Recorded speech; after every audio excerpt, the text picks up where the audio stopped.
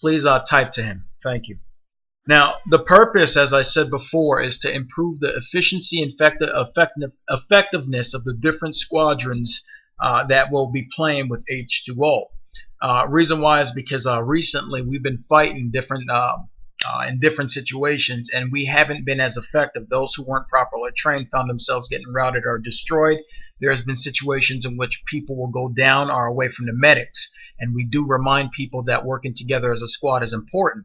It's one thing to follow the squadron, but it's a second thing or another thing if the squadron is all on the same page. You can follow the squad leader, but if you're also properly trained on how to approach different situations or how to use your different tools or different techniques to overcome or come up with a solution for something, then you're that much more effective.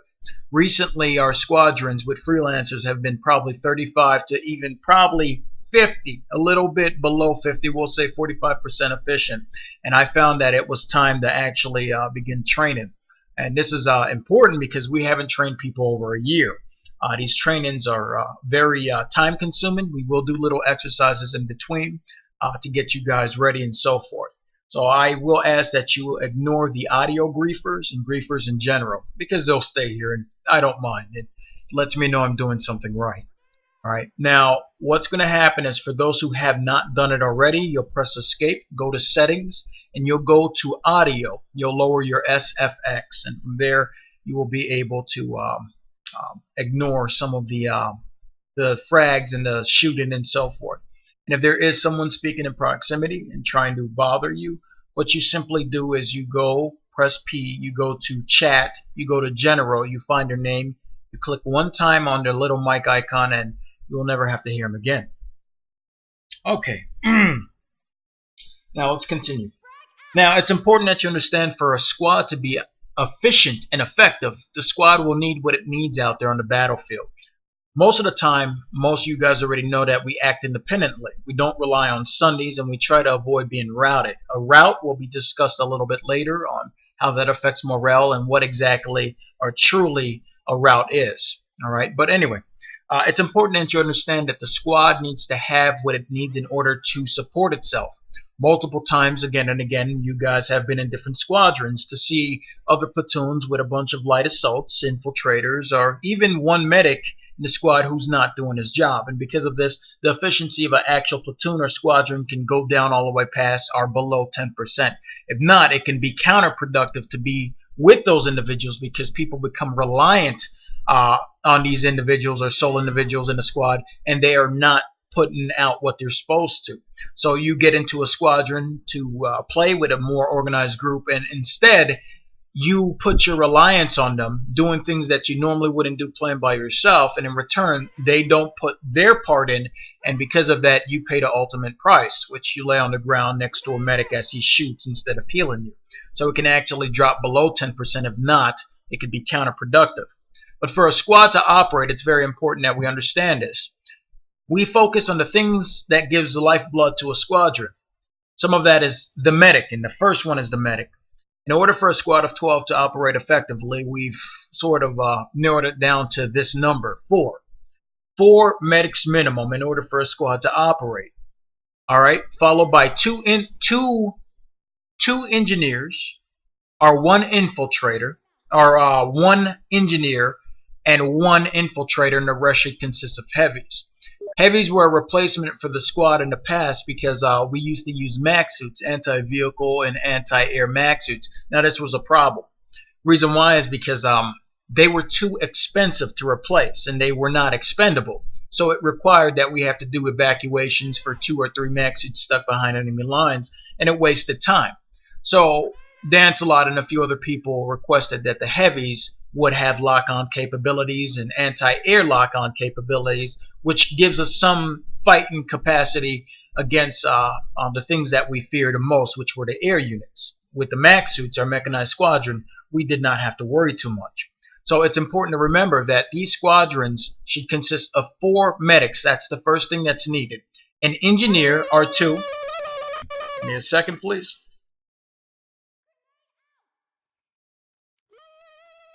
Alrighty. Alrighty. There we go. Alrighty. Now, as I was saying, it should consist of 4 medics minimum, 2 engineers or 1 engineer for the purpose of replenishing ammo on the battlefield. Alright, and then we should have 1 infiltrator. The infiltrator, and the purpose of the infiltrator is to move forward and to start spotting targets so that the team can see them on the map before they see us. This is the idea, and the rest should consist of heavies. Now, the different heavies, based off of the different squad leaders and what the squad leader will be doing or whatever task or assignment he will have, will determine whether or not certain individuals who are heavies or attaining the heavy classes should have lock-on capabilities. This will be important because if you are in a position in which all your men have lock-on capabilities and we need manual rockets for, we'll say, firing inside of a room against infantry, then your team will be asked out of luck. So it's important that we do remember that even though we will have heavies, some of the heavies will be equipped differently in the squadron than other heavies. We'll continue. The strength and weaknesses in which infantry can engage. Now, it's important that you guys understand this. With the infantry, we had a little situation in the past. We would find ourselves being constantly engaged by air units or combined armed tactics in which they are using a combination of both infantry, heavy ground assault, and aerial attacks, in which normally it's not the ground units that wipe us out, it's the air units. Either that or we're suppressed by the air units and the ground units can move in and move into a better position. Now, the things that I broke it into the different types. There's infantry, there's heavy ground units, this includes mechanized units, and then there's air units of all types. Now, infantry can fight infantry, and it's based off of a lot of different, variables. There is the skill level of the squad, the leader that is leading, how well formed the squad is, how trained these individuals may be, the formation, the positioning, the terrain, and everything on the opposite side of the team that I'm speaking about, what's going on with their team, the same things I exactly said, but vice versa. And it also includes morale as well, their ability or will to fight, because if they don't have a will, then they're not fighting as effectively, or they may not be as fresh in the day because they've been fighting for 5 hours and they're tired. So there's a lot of variables that are involved. So infantry versus infantry, to keep it very basic, we are allowed to engage infantry. That is not a problem. But the best and most effective way that we can engage them is either medium or at close range. At far range, most of the time we cannot engage as generalized infantry because all we could do is really suppress them. Once in a while, we'll get lucky and take out a target we're shooting at 400 meters at, and he'll be already wounded from a shield or shield being down, and he probably has a quarter health, and you just so happen to nick him with a few bullets. So it's important that you guys understand that. When it comes to dealing with heavy ground units, mobile ground units, it's important that you understand that we need to put space between us. A mobile ground unit's strength is its mobility. Its capacity to move about openly or freely on an open battlefield. The idea is that we need to put space between us and the target and hinder its mobility, mainly from hills, mountains. And as a result of this, we would be able to attack it where it cannot attack us. You understand what I'm talking about? You guys understand that? Look up in the sky, shoot one time if you do. Good. So you understand that. Now, when it comes to air units, a lot of you guys have heard me say time and time again, do not engage air units. And this is a very important reason why. Most of the time with the air units, why we cannot engage is because, or why I tell people not to engage freely, is because when we unleash... Pilots are a very funny thing. With pilots, they're very competitive. They like dogfighting in the sky. Have you ever seen them play Sky Dancer up there? They're very competitive in nature, and they like and seek challenges. A lot of the veteran pilots. They also like to take out targets that are organized or grouped together. And it just so happens, the shark smells blood, and it's going to go after it relentlessly. The idea is very simple. We do not engage air units unless forced to do so. Air units are a very nasty threat to squadrons such as generalized infantry because They have the ability to fly behind cover within seconds and evade danger within seconds of destruction. We do not engage them unless they are right overhead or at within 300 meters of the actual squadron with the assistance of an anti-air MAC suit. This will be very important. All right. Excuse me. Give me 1 sec. I'm going to talk in I'm going to talk in Alpha channel because we're going to be doing a quick exercise after this, and well, we will not bring the attention of the freelancers over here. All righty. Give me 1 second. All right. For those who are interested, what we're going to be doing is we're going to be going to standby. We're going to be going to Emmerich, and we'll be meeting at Zealous South Bridge. We'll meet you there. Alright guys, get to Emmerich. Enemy engineer in the area.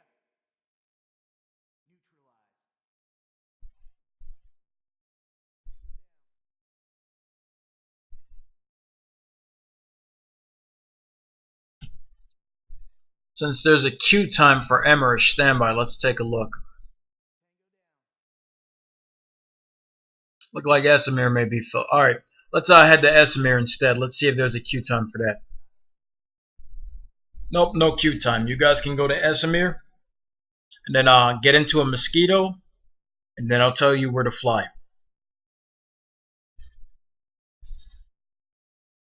Alright, fly north of the Esamir Eastern Warp Gate.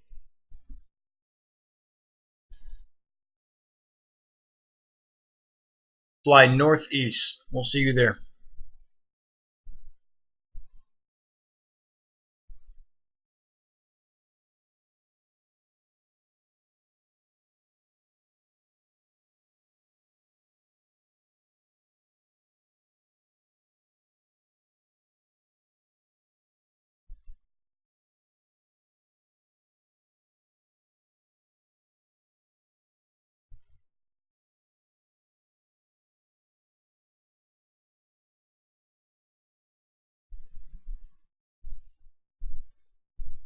Northwest or northeast? Northeast. We're right at the very tip near the Esamir Eastern Warp Gate. We're at grid M3, directly north.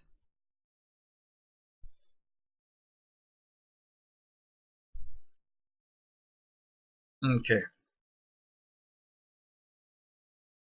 We'll be doing an exercise, and I don't need them distracting you guys.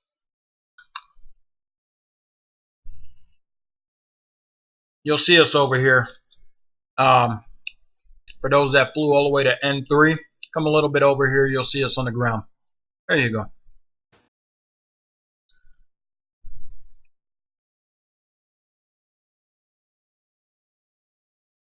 Good. Go ahead and land. And come on over here. We'll continue in proximity.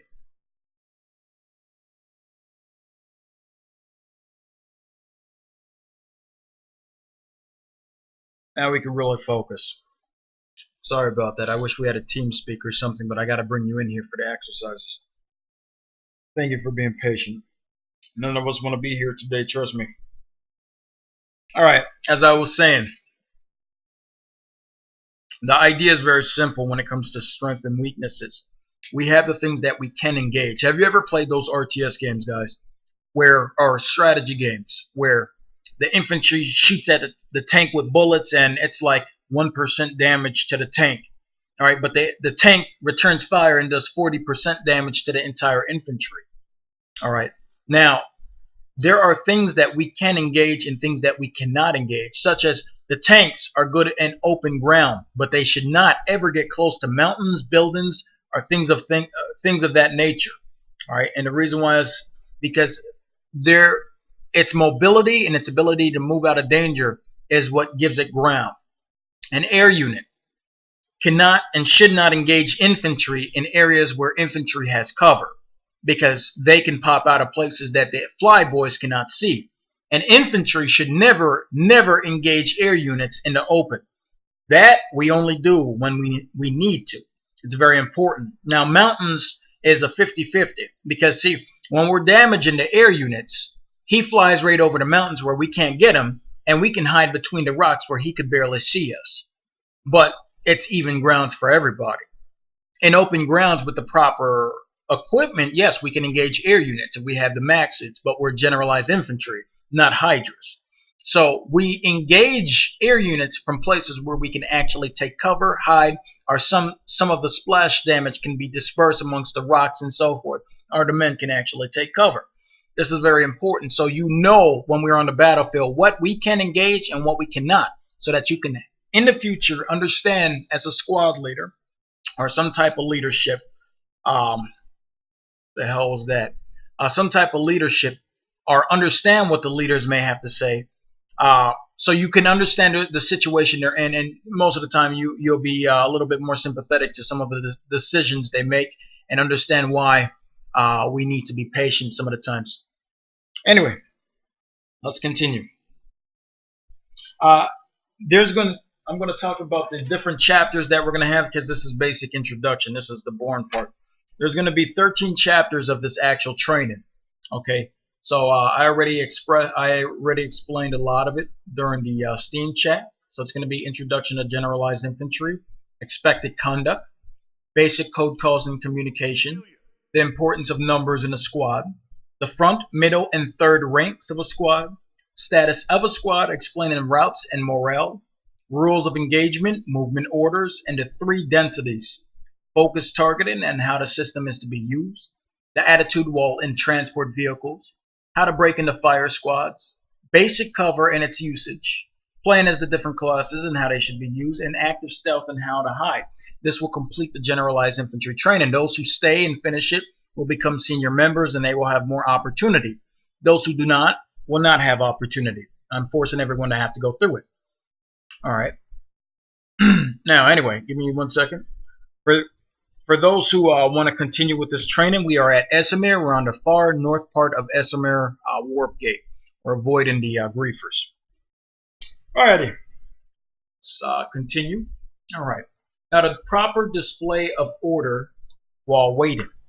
That's very important that you understand that we want to act as leaders. We want to train leaders and people with an individual way of thinking apart from regular day society.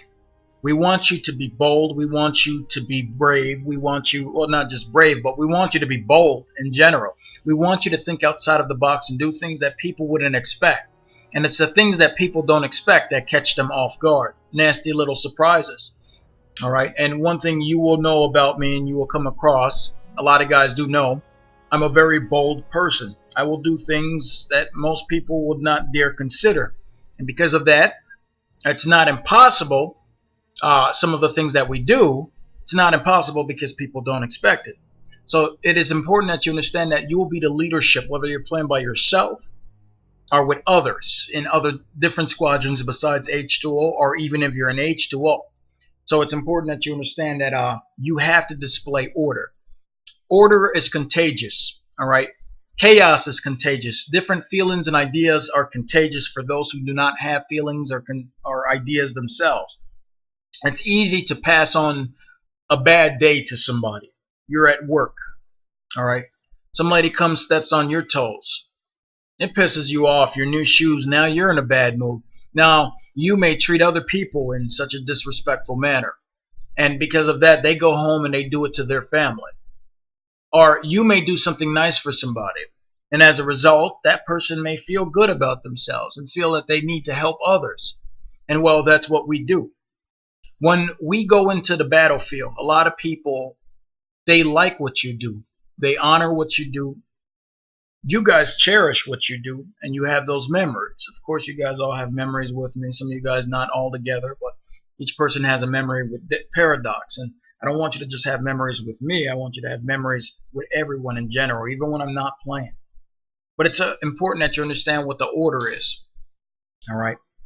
Obedience, respect, discipline, endurance, and reason. H2O order. Helping to organize obedience, respect, discipline, endurance, and reason. It doesn't matter what goes on around you. You stand in line. That's something that people will look at. That's something people will admire you for. You stand in line and you carry out your orders. You do the things that other people cannot or will not do. You keep the order. Does everyone agree? Look up in the sky and shoot one time if you do. Good. All right. The proper display of order, standing in line. All right. Avoiding and ignoring griefers. They're going to come by the buttload. If you build it, they will come and they will try to tear it down. They're barbs. They're barbarians. They're uncivilized. They have no order. They have no law.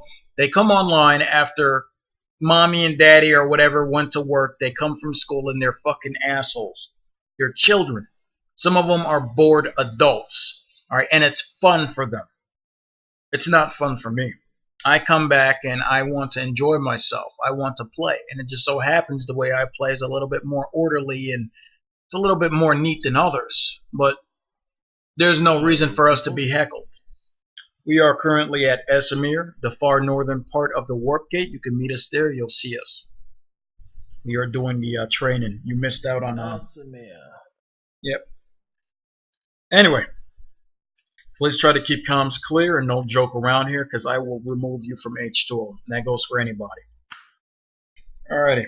So it's also important that you understand during public events or when we're in the public eyes, we show ourselves not necessarily as something we're not, but we be serious. We're not gods. We're not this great gift to TR.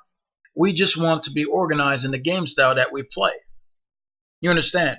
We're not going to deceive them and whatnot. But when we are in the public's eyes, we behave ourselves. All right. We speak with confidence. We speak with authority. When we're in the Steam chat, we can fart and make fat jokes and watch porn all we want. But there's a time to be serious and then there's a time to play. All right.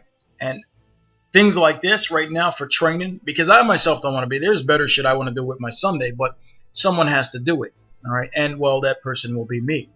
So it's important that you understand that there's a place that we display order, all right? Obedience, respect to other people around us, the discipline, the endurance, reason, and rationality. And this is what you stand for.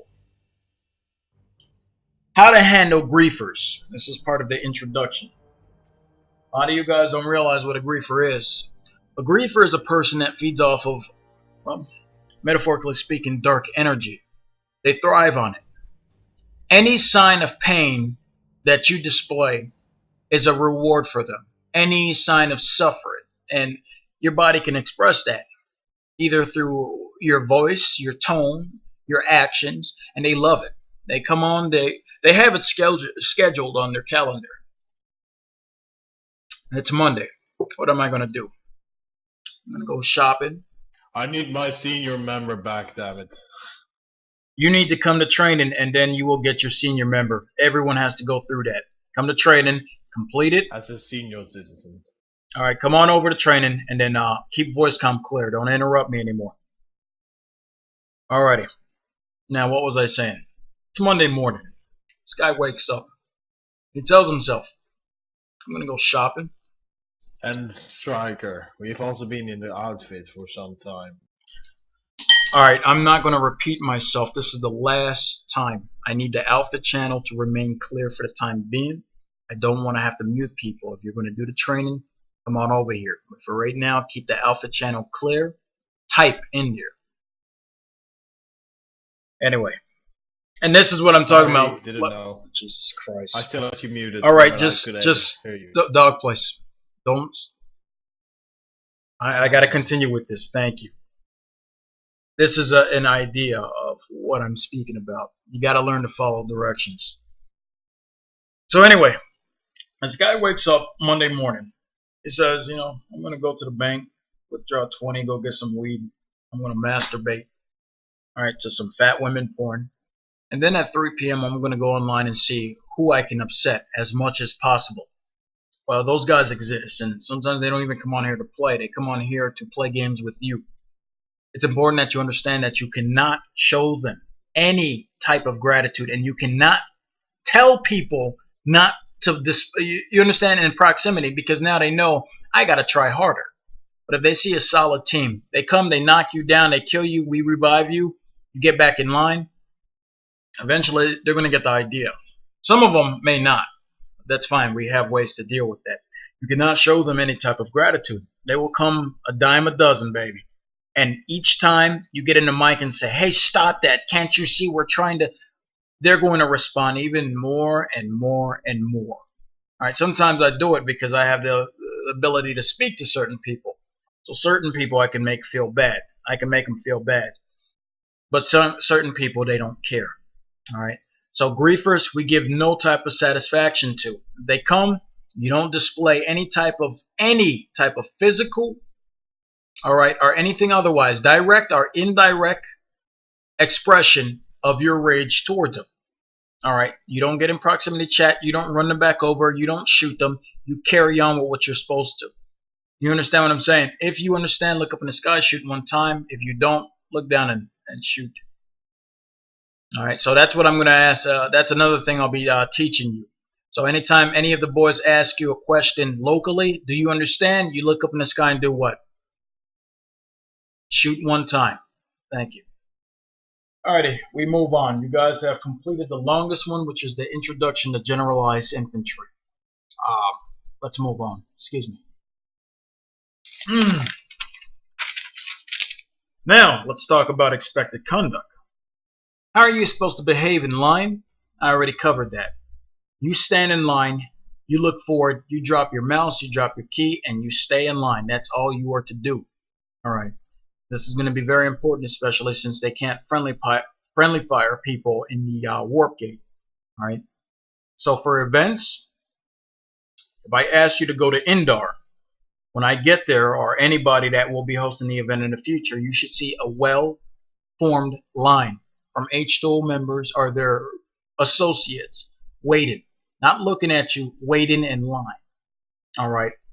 And waiting for the event to start. That's what I expect from you guys.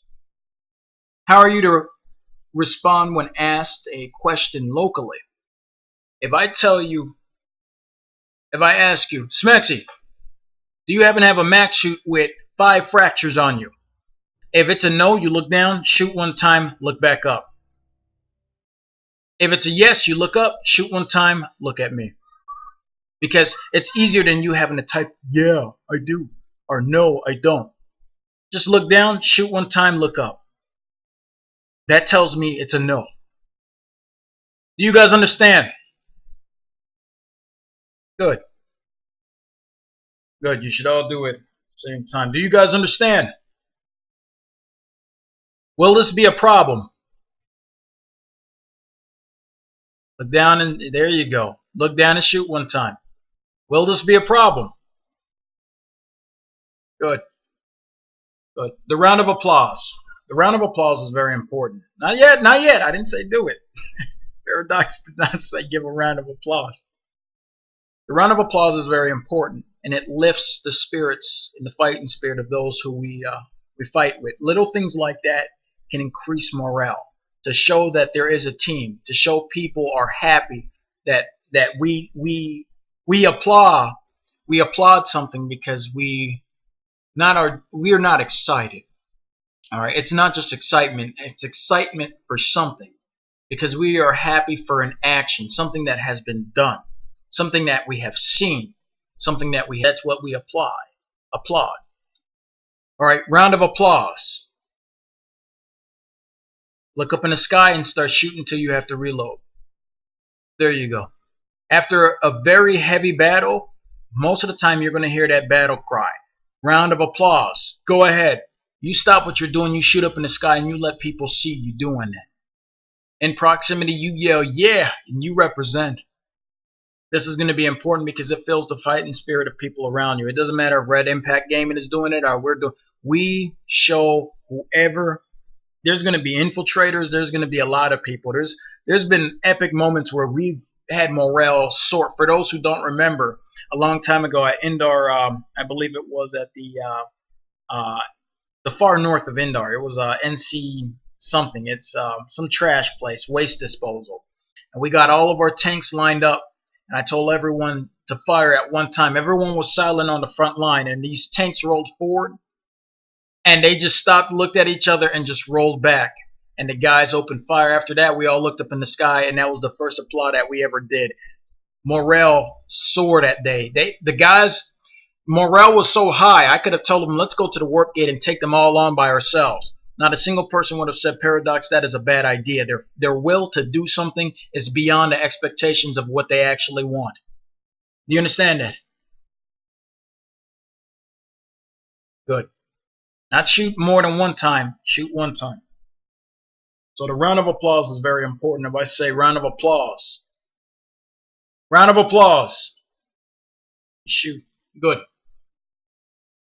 Dealing with troublesome people and how to avoid it. I believe we covered this. It's very simple. You guys are going to run into a lot of people. Different people from different walks of life. All right. It's important that you understand how to engage things that will make you upset. You may be from Ireland, and a guy from Britain may say something that is racially offensive to you.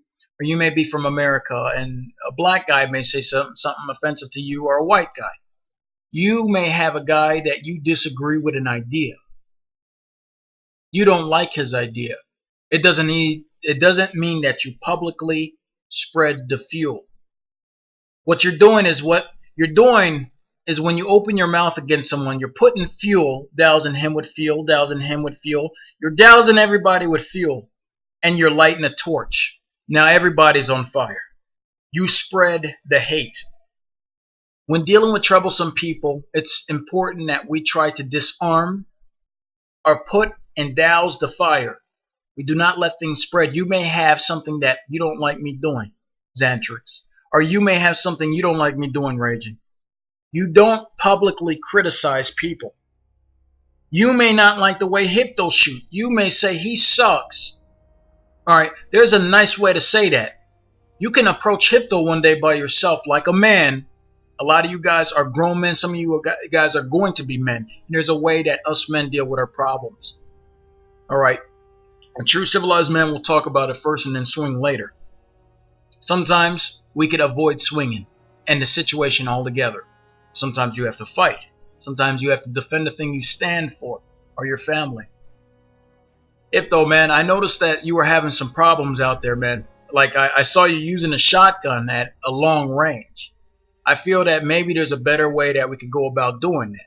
Maybe you have any long range weapons? Yes or no, Hip? Good, you do. Let's go to VR, man. I'll take the time off and I'll show you how to use it. I'll explain the techniques I use. This is how we could approach and solve and resolve conflict. These are the ways that we could deal with issues like this. We could talk to each other and improve each other, not talk to each other in a disrespectful manner and tear each other down. Because this is going to be your family. Look left to right. The people next to you, you've either fought with or have not fought with yet. You will. This is going to be your family. You may make a good friend today. Even when H2O is long and gone and I'm dead or I got hit by a fucking car or something, you may continue to play with that guy. It's important that we build each other, not destroy each other. Does everyone understand? Good. So, dealing with troublesome people, you'll be in the command channel one day as a squad leader. You may have that. There will be problems with people. Trust me, they don't like you because you follow me. Or they may dislike you just because you have a different idea. Some may be jealous. Some may not want you encroaching on what they believe is their territory. You are to disarm the situation. All right, it will happen. Some of you guys will become squad leaders in the future, especially if you have the ability to talk, speak, and be rational. And that command channel is a problem waiting to happen for those who do not know how to engage or even conversate with people in there. That command channel is trouble waiting for those who are not experienced to deal with people. And don't let them don't let anyone ever suppress your voice. You have the right to an opinion. It's how you present your opinion that's important. Whether you do it respectfully or disrespectfully, you could turn the world against you or on your side. Does everyone understand? We move on. Following orders and leaving comments for private talk. I keep jumping the gun, don't I? It's important that you understand that when we're out on the battlefield, when there's an actual event, you don't have an opinion at that time. Remember what I just said a few seconds ago. Don't let anyone ever suppress your opinion. Doc, you said don't let anyone ever suppress your opinion. Yes, I understand that. But you just told us that we don't have an opinion during the event. I understand that as well. But I also did say you can present your opinion, and depending on how you do it will determine whether or not people will stand behind you or against you. If you openly, guys, we're moving across that hill directly towards the north, about 400 meters, we're going to engage. Dots, don't you think it would be a better idea to do this? Who the fuck are you? We're going to move over there, and that's it. I think it would be better. You're going to tell me what the fuck you think. Okay. Now, what's going to happen is this. Some of you guys, like me, have a penis. Some of you guys may have kids or may not have got your penis to let you get in trouble to have kids. Me, unfortunately, my penis controls my life 90% of the day. It's gotten better over the years. Before, it used to be real bad. His name is John. John. I was going to name him Willie because, well, Willie was taken by lots of other penises. So I named him John. Stand by. For those who want to do the training, we are currently at Esamir Eastern Warp Gate. If you do not complete the training, if you ask me to change classes or fly or spawn in a vehicle during an event, you will not be allowed. Only the senior members. Senior members are the ones that complete generalized infantry training. Thank you. We're north of Esamir Eastern Warp Gate. Anyway, now, I forgot my point. What was I saying? This is why I don't like to get distracted. All right, my beamer. All right, now there was a point I was trying to get across to. Oh yeah, orders. Your penis will get you in trouble, and you're going to have some little tykes, some little bastards. All right, well, hopefully they won't be bastards. You'll be with your children, whether they're in separate households, but you'll be around your kids. All right, or maybe one household, one big happy family like the, what's that family? Not the Partridge Family. The Brady Bunch. All right. You'll be like one big happy Brady Bunch. And as they get older, you're going to tell your kids something. They're going to tell you, I don't think that's right. Why don't we do it this way? Why do we always have to listen to you? And you are going to turn around and you are going to smack that little fucker as hard as you possibly could. And after you're done smacking the shit out of him, hopefully not enough where DCFS comes, right? But after you're done smacking the shit out of him, you're going to sit down and you're going to talk to him or her and say, when you get your own place one day, you'll understand. But here is my mantle, here is my crown. I want you to do what I do. And if that person can't take the steering wheel, can't drive, then that person should be quiet. If that person can drive, it's about time. You a grown-ass man. If you could take care of yourself, get the fuck out. That simple. You understand that? So if you got opinion, you ready to become a squad leader. If you got more opinion than that, you ready to become a platoon leader. And if you could carry it out, even better, right? That's how you rise through the ranks. If you got better ideas than me as a leader, you need to be leading your own squad. You need to be leading an outfit. It's not that I'm going to be mean against you. We need more leaders like you. Why should I suppress your ideas because of the way I want things? I'll listen to good ideas, but it's time for you to move on. You a grown man now. Now you're ready to have kids and move on. You could always come back home, baby. You could always come home. I'm wave through the window and say, hey, what's up? I'm going to go to your house for Thanksgiving. But we got to understand that when there are orders to be given, that those orders are carried out. There will be a time and a place for your opinion to be presented. But definitely, while we're playing in public events, the bullets are flying, there is no time for opinion at the time, unless it's desperately important. But if your idea gets shot down, you don't rebuttal with why your idea is better. You carry out orders and you present that in a private manner, in a private location, in a respectful manner to that individual. And if it's going to become an argument, you diffuse the problem before it occurs. Does everyone understand? Good. We'll move on. Playing with each other when there's no event. As I said before earlier, we're here to build each other, make each other better as people. You know, a few years ago when I got on PC, all I knew how to do was turn on my computer. It's through the H2O members that have come and gone or that are still here that I've learned to do a lot of things. Fix my computer. I've learned a lot of things. I could teach you guys how to pick locks if you're ever out, locked out your apartment.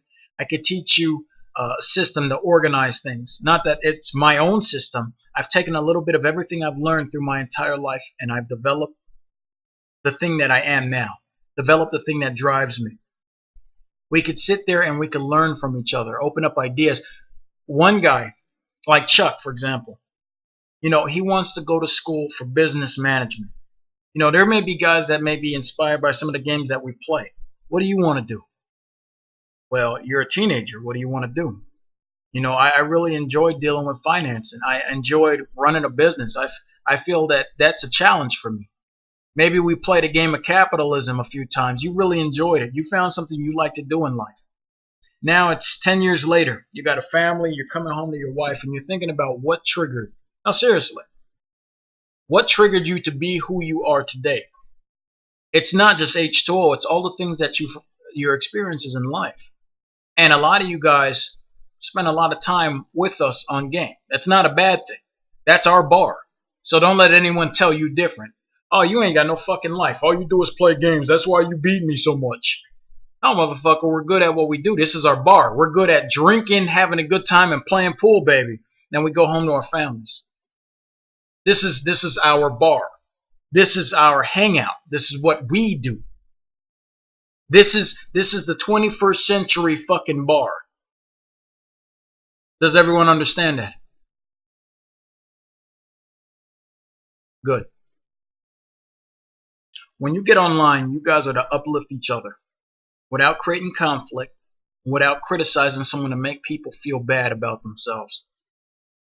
You guys go into training, learn these new weapons, tactics. Hipto's the minigun guy. Let's try this, guys. What if we had Hipto stay here, 3 infantry move forward, and he suppresses them with the minigun because it has more clips in a bullet. It has more bullets than we could fire. He could suppress them for longer without having to reload. And then we can move in and capture. That sounds like a good idea. Let's try it in training. Now I think we should change his gun, one of his guns, to soft point, so he could probably do more damage.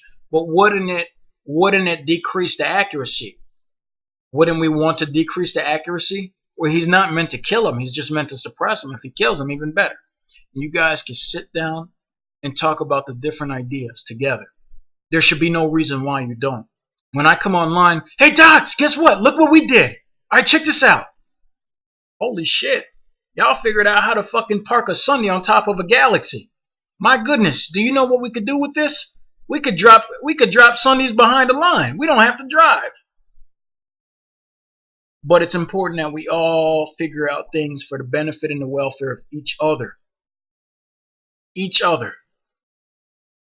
Do you understand that? Good. Let's continue. Now, when you get online and you play with each other, you guys are leaders. You guys are doing the things that, and a lot of you guys have been witness to it. There's days we have bad days. There's days we have good days. All right. And I will be the only one to say that the things that we do, sometimes we're selfish. It gets to me. It's the curse of a dictator. It's the cult of personality. To exploit people.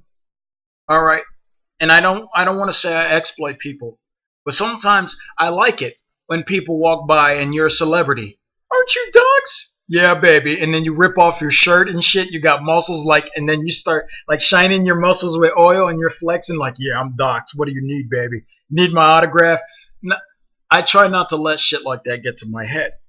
All right, I'm not famous. It feels nice. It makes you feel good, but it's not the right way to go about.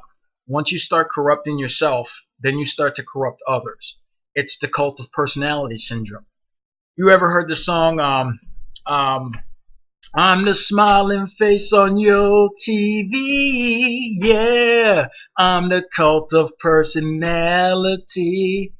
And he says that I tell you one and one makes three. At this point, that you use your charm and your ability to speak to tell people or lead people or mislead people or guide people down a wrong path. Do you understand that? So it's important that you understand that we are leaders, all of you guys. And when you get out on the battlefield or join other squads, you voice your opinion. You show people a better way to do things. When you get to work, you follow the procedures. You follow the rules. Nobody can say shit about you. If anything, all they got to say when they get behind a table, that's the funny thing about people, man. You know, it's a very funny thing about haters. Haters will try to find anything they could say about you, man. They get home, they get around their table, they get into their other group chat. Man, what's up with them fucking H2O guys? Man, they act like they know it all and this and that. You know, or what's up with Methuelaham? You see how he is at work? You know, he tries to be like all this and that, and he's always doing what boss tells him. Yeah, man, fuck that guy. Look, man, the more haters you got, baby. And this is coming from a quote of a pimp. The more haters you got, baby, the better you're doing. I hate to use a negative influence as a positive role model, but haters gonna hate, baby. they gonna hate, and that should not let you down. And don't let it drive you as well. Be careful, because you don't want too much haters, because then people gonna start trying to bring you down. Haters gonna hate. Alright, just congratulate, move the fuck on. That's all you could do. So when you get in those squads, man, show them a better way to play. H2O isn't more superior than anybody else. Alright, I would like to say that. But they got better they may have some ways of playing that is better than our ways of playing. We could all learn from each other, and that's what's important. So when I'm not online, you guys learn to play together. All right, work together. All right, and that's what's important. Let's move on. Speaking in a respectful tone. Some of you guys I'd like to skull fuck. All right, I don't care what your attitude is. All right, some of you guys have a very sarcastic tone. Now, you're used to wherever you grew up. And for those who grew up in rough areas, we learned about respect very early. Alright, because if not, someone's gonna fucking kill you eventually. You go to the wrong person and you do something disrespectful, or you get high tone or do something, or you're a smart ass, you're gonna fucking wind up in a body bag. So when you speak to me, unless you want to create a vendetta between me and you speak respectful. I'm gonna come to you and I'm gonna talk to you in a respectful tone. Now, if you start fucking with me, I'm gonna fuck back.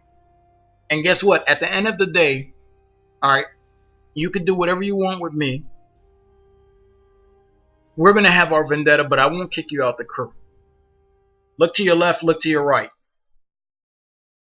These are the guys that are going to kick you out. Your personality will reflect anywhere you go. It will protrude out your body like a ray of light. And everyone, not just me, but everyone else will get to see you for what you are. And that day's going to come where people are going to be like, you a smart ass. You always got some shit to say. And then it's going to start with, we in the chat, you not there one day. I'll be like, man, you know this and that. Yeah, dude. That dude, oh yeah, man. I don't even know what's wrong with him. Yeah, he kept doing, and now you just turned everybody again. Now everyone sat down and had a tableside conversation about you. Now, at this stage, now that I know everyone dislike you, including myself, now we start to gather evidence on you, and we just wait. This is how it goes with a lot of people. All right, you fuck up. I told you go here, you go do something, and everyone's just watching. Count one, count two. You started a fight between someone. Now it doesn't matter if you started it or he did. They're looking at you. They're looking for any reason to get rid of you. That's strike two. Strike three, sometimes, man, we'll play a wild card. Sometimes we won't even play a card. You got 2 strikes. If we fed up enough with you, look, man, you gone. Dip. Remove the emblem. You don't even know what the fuck that means. Get lost. You got to go. You got to bounce. That's it. And guess what? If you are remembered, you'll be used as an example from other members not to be.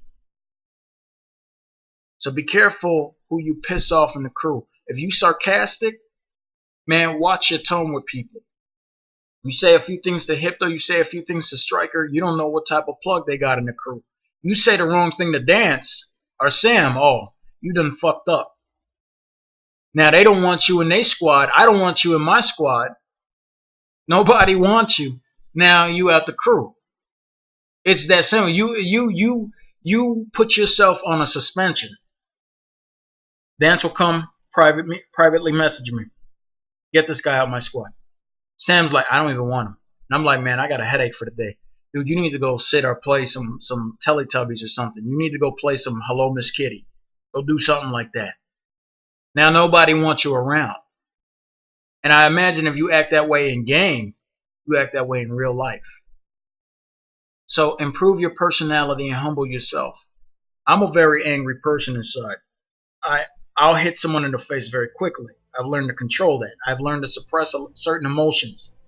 Certain guys, man, will drive me to the fucking edge. And I like if I still had my old job and about a month of vacation, I actually had a plan to fly to certain members' countries and skull fuck you in ways that you can't even imagine. I'm one of those type of guys. I will do extreme things when I'm angry. Alright?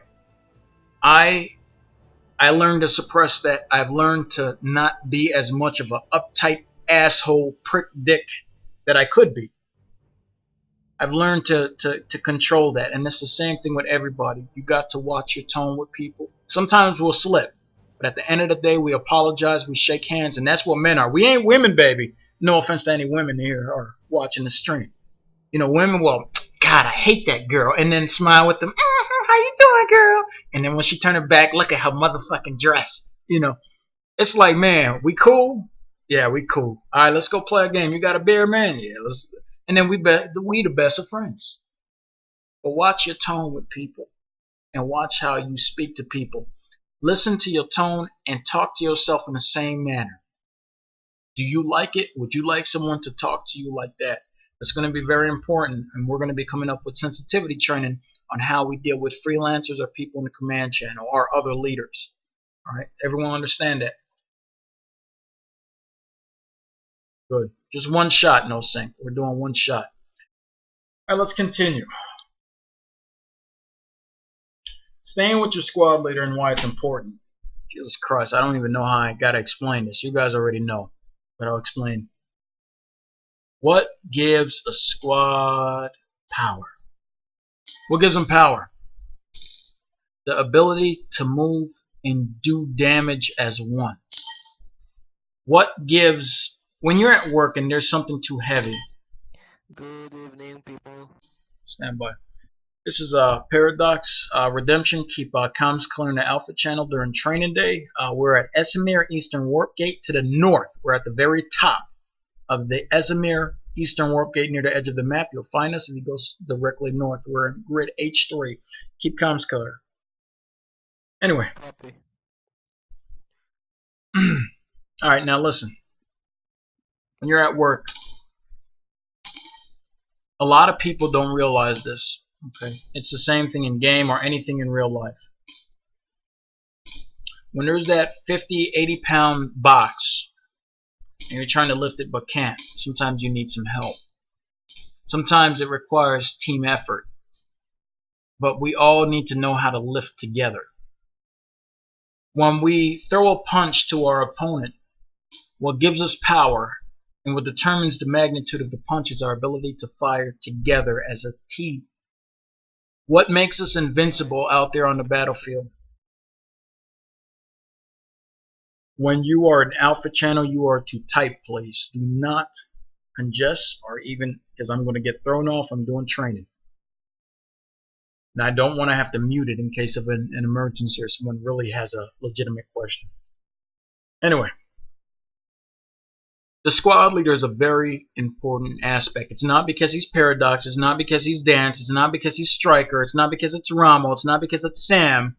It's because he is a totem pole.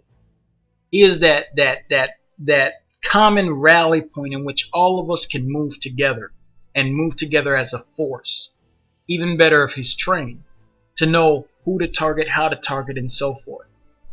We get far that way.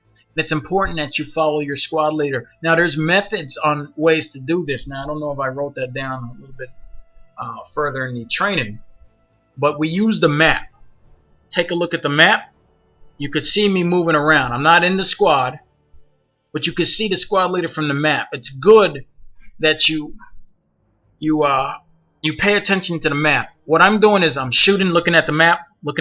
I'm always watching the map, baby. I'm like a hawk. Because you may spot some shit within a second, and I look at that map and I see a fucking lib coming. I look up, oh shit, let's go. He's looking at us. Alpha squad, disperse. Everyone splits up. Because I'm looking at the map. When I'm following a squad leader, I'm looking, okay, he moved north, I'm moving north. He moved east, I move east. I'm shooting, looking at the map, reloading. While I'm reloading, I'm looking around me. Because I can't do nothing, I can't shoot. Shooting, stop, reload, look around me, look at the map. You're like a crackhead at this stage. You got to pay attention to the information coming into you. And you have to pay attention to the information because you need to know where your squad leader is sometimes without having to look. It's like, have you guys ever played GTA? Have you ever played? Okay, some of you guys said no, some of you guys said yes. Alright. When you play GTA, man, I don't know if you guys ever played it, but most of the time when I'm driving, I'm looking at the map. The map is information. I know when I got to turn, when I got to slow down. When you play a driving game, Gran Turismo, you're looking at the mini map. You driving, looking at the left, looking at the bottom left. You're looking, not because you memorize the map and you already know how shit is, so you're not looking at the map. It's good to look to get information. Information is the lifeblood of what our society runs today. How do you know what's going on in Ukraine? How do you know what's going on with Russia? Information. Information's being streamed, and it's being streamed directly towards us right now. I'm on a map, and my entire squad's here, and the edge of the map is directly about 200 meters northeast or east of my location. I don't have to look over there. I don't have to look up like, is that the edge? No, it's on my mini-map. I can see everything. So anyway, let's continue. Congratulations, you completed the expected conduct part of the training. We'll move on. Everything's going to get a lot shorter from here.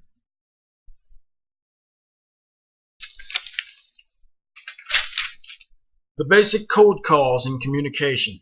This is important. A lot of you guys neglect it. And I'm going to start to discipline people for it. When you communicate, you call out your number, all right? Because you're in a squad, you're Alpha 1, Alpha 2, Alpha 5. You call out who you're speaking to, their number, your message, and over. This is Alpha 1 to Bravo 1. We're moving northeast 500 meters. Over. This is Bravo 1 to Alpha 1. We copy that. Over. You need to communicate. And we're going to start to say over, oh, come on, dogs, man, that's some corny military shit. No, we need to know, how many times have I been in platoon channel and be like, is that the end of your message? Or, did you hear me? Did you hear me? No, we didn't hear you. Oh, fuck, dude. We got to be able to communicate. So I'm going to start saying over, and everyone's going to do that. Squad leaders who cannot do that, who are trained in the future as squad leaders, I'm going to drop your ass right back down from squad leader. You're going to redo the entire training. Don't let me hear you saying anything other than the code calls.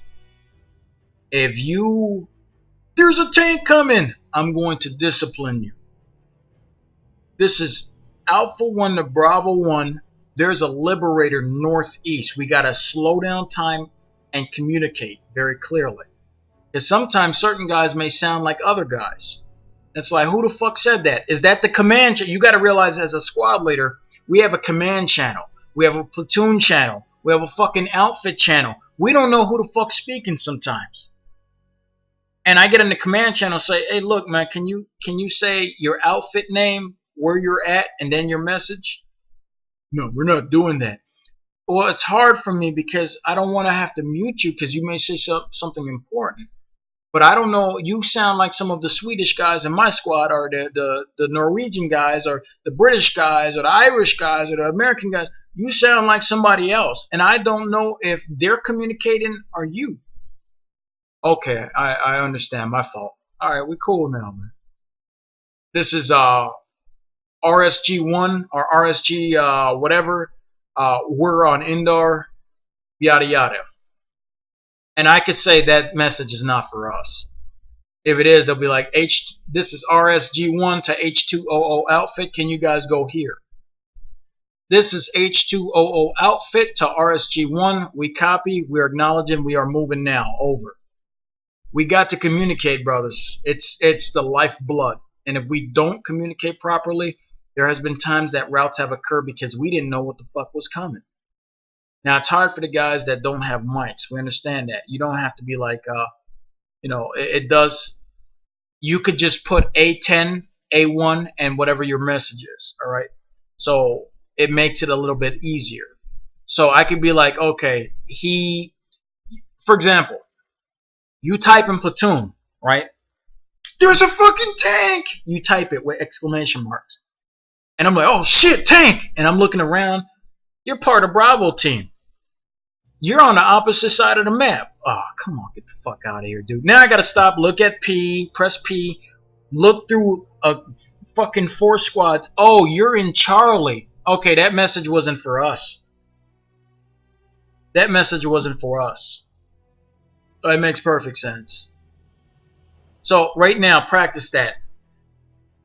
I want you to say, this is Alpha. You could type A1 and your message. This is A1, yada, yada, yada, there's a tank. And I could say, he's in my squad. So, he's saying there's a tank nearby. There you go. A1 to P1, I'm Batman. Okay, where's Robin? You understand what I'm saying? This is P1 to A1. Where's Robin at? Over.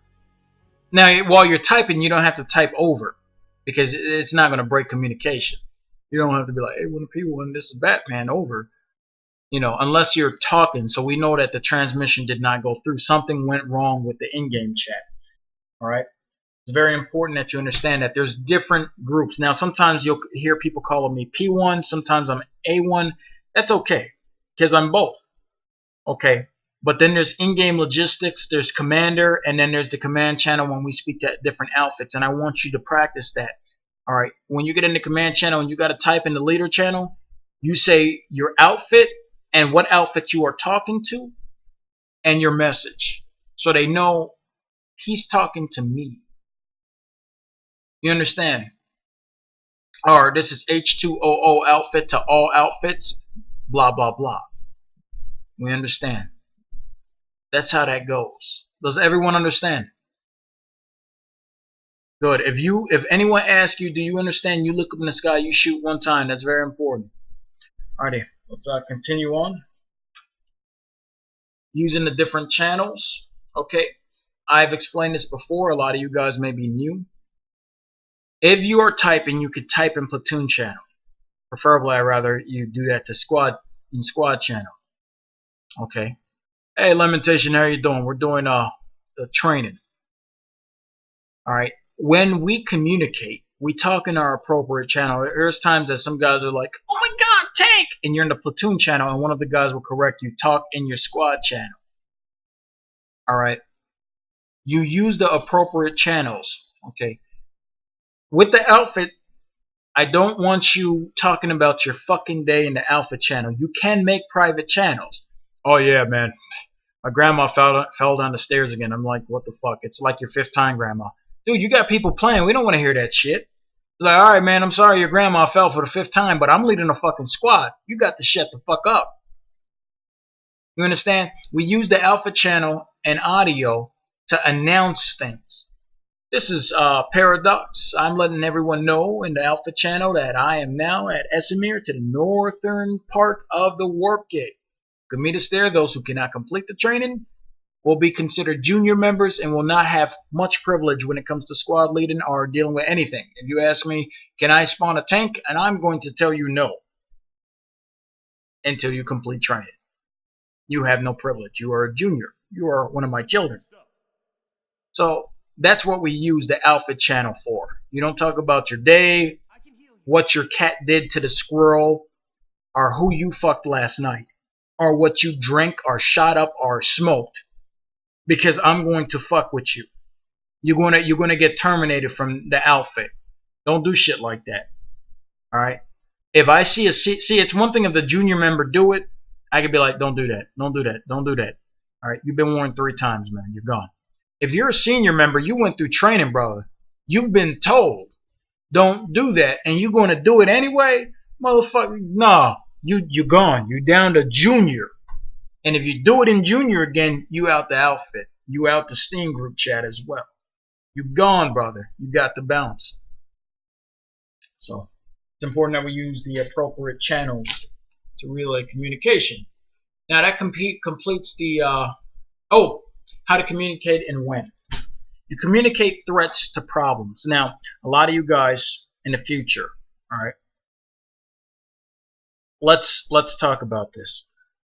All right, because the training's halfway done. I'll do a little exercise, take a quick 2-minute piss break. A lot of you guys who are squad leaders have not communicated the shit that's important. Press M, look at the map. Take a look at Isa Mountain Pass. It's under NC control. It's one of the territories behind lines. It's at 1 minute 53 seconds. It's at I-8. Got all the information you need to find it. You're over there right now. I can't see what the fuck's going on. I'm giving you orders, move to Isa Mountain Pass. Copy that. You don't tell me that there's 12 fucking tanks coming towards you. I just see you disappear off a map. What happened, Alpha 1? This is P1 to Alpha 1. What happened? Oh, this is Alpha 1. We were fighting fucking tanks for 5 minutes. This is P1 to Alpha 1. You need to let me know this shit. Over.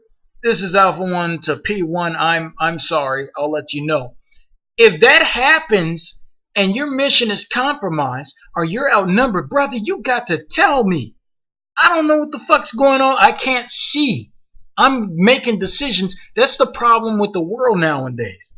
You got people who can make decisions that don't know what the fuck's going on. They don't have information. You tell me to go do this. How come you didn't get it done? Now I got to report to my boss why I failed my fucking job. Oh, because you didn't have the right tools. How come you didn't tell me? I could have got you the right fucking tools. You got routed by a bunch of tanks because you didn't want to fucking tell me what was going on. Oh, okay. Because you were engaged in tanks. If you would have told me, I could have been like, this is P1 to Bravo 1. Bravo 1, Alpha 1 needs help. Deploy on this location within less than 4 minutes. Deploy at the warp gate. Do you copy? Over. This is Bravo 1 to Platoon Leader 1. We copy. We are going there now. Over. And now you got your help. But we got to help each other. You got to help me to help you. I'm telling you where to go. I may walk you into a fucking hole. If you don't tell me there's a hole and I'm telling you go there, and you're like, well, he wants us to jump, you got to stop and think, well, there's certain shit that docs don't want us to do. There's something wrong here. This is Alpha 1 to P1. We have a giant fucking hole here. Over. This is P1 to Alpha 1. There's a giant fucking hole. I did not know that. Alright, what we're going to do is we're going to send you to a different territory. Over. This is Alpha 1 to P1. Copy. Over. There! You just saved yourself a whole lot of butt fucking. You got to relay shit, man. You got to let people know. So, what we communicate to each other are things that are a threat to each other. This is Alpha 1 to Bravo 1. My penis is sore.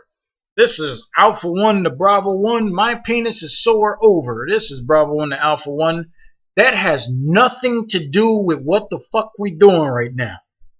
Over. That ain't got shit to do with nothing. You relay what's important to everyone's mission.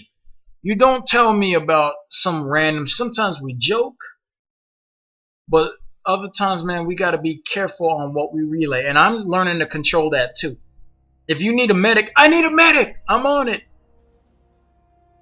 You got to know when to communicate and what to communicate, and when to communicate in the specific channels. You got to, in the future, a lot of you guys may be squad leaders or temporary squad leaders. All right, meaning you weren't official squad leader trained, you weren't officially trained as a squad leader, and you're stationed as a common rally point for a squad, but you are under jurisdiction of another squad leader. Meaning, we have a trained squad leader in Delta. All right, you've been assigned as an unofficial squad leader for Charlie, but you follow Delta's orders, so you stay with Delta at all times. You got to know when to communicate and what to communicate. All right, the importance of numbers in squads. We're in the next chapter, boys. Going very quickly. And it only has one thing I got to talk about. Your number in a squad and how it affects you. Now, the way we're going to be doing this with our tactical squads from now on is that we're going to be doing it this way. Excuse me real quick as I write this down. 1 through 12, and write this down. Get some pen and paper. You got 30 seconds. Get notepad out on your pen or computer so that I don't make any mistakes. And it's very easy to remember based off of what we need for a squadron. The first thing that we need to focus on in a squad is a medic, the medics, the engineers, and then the heavies. These are the priorities. So we divide the team, our 12, into 6, or 2 pieces, which is 6 each. The first 3 guys are medics, so they can heal each other, right? I could just draw a plus sign. All right. The 4th one is a single engineer. Let's draw a wrench. And the last one are heavies. We'll just represent it with 3 missile icons or whatever. And you write it. And it's going to be the same thing, duplicate or ditto, for 7 through 12. Okay, and I'll explain this. So number 7 will be 7, 8, and 9 are medics. 10 will be the only engineer. 11 and 12 will be the only heavies. So from now on, when you get in a squad, you already know what class to pick. Baby, we ain't gotta do no more. Number 12, you're gonna be this. All right. The deal was that there's supposed to be a single infiltrator in a squad. Now I'm contemplating whether or not number 12 will always be infiltrator, but people haven't been trained as ECHO, so we're not going to have an infiltrator as number 12. Generalized infantry will be exactly what it is until change otherwise. We'll be updating that in a little bit. I got to contemplate how that's going to go because a squad needs that. We don't want to train everyone in ECHO. ECHO is a very special thing. Only certain people qualify, such as Nilarian. Nilarian, say hi. There you go. He says hi. Okay. Now, it's important that you understand this is the way the squads are going to be. First 3 medics, then the engineer, then the last 2 are heavy. Then it's going to be ditto for 7 through 12. Everyone understand that? So let's practice that. I'm going to get you guys in a squad right now. And you will drop on the squad beacon as the assigned class. Please don't throw concussion grenades. If you did it accidentally, that's fine. Give me a sec. For those who are being invited to the squad, and you're going to fall from the heavens. Okay. There we go. Hold on, let me get Striker out the squad. Alright, squad beacon down, redeploy, and based off of what I tell you, you should already know what class you come in as.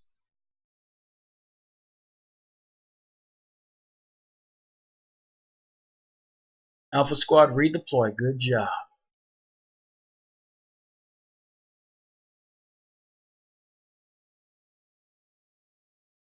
Good job. I would advise you guys to back up a little, unless you like being smashed. There you go. Let's see if everyone gets it. Redemption, you are to redeploy. You're not an infiltrator. You need to redeploy as whatever was assigned. Mike, you failed. You're supposed to be, goodness. So, sorry, I understood that number 12 should be an infiltrator, so sorry. No. I said it would be like that, but for right now, they'll be heavy. Alright, so this is what we got. Okay, so 1, 2, like and that. 3 are medics. 4 is supposed to be an engineer, Methulaham. You're supposed to be an engineer. 5 and 6 are supposed to be heavies. Then it's going to repeat itself. 7, 8, and 9 are supposed to be medics. Smexy, you failed. 10 is supposed to be an engineer. 11 and 12 are supposed to be heavies. This is very important because I will be discussing fire squads in a little bit. Okay, so it's important to remember that.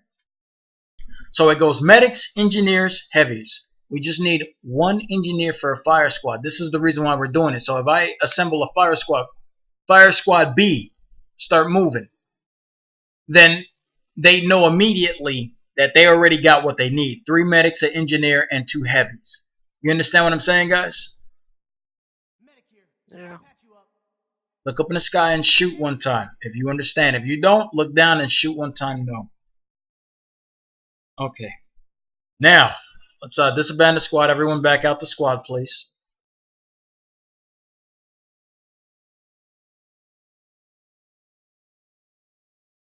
Alrighty, good.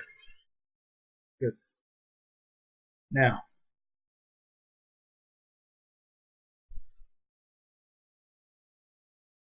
we're going to talk about the front, middle, and rear ranks. Now this is important. There are 3 ranks in a squadron. There's the front, there's the middle, and then there's the rear. In the front, right now, come here, my heavies. I want you to be lined up like this. All my heavies, right now. Anyone who's a heavy, come up front. Line up shoulder to shoulder.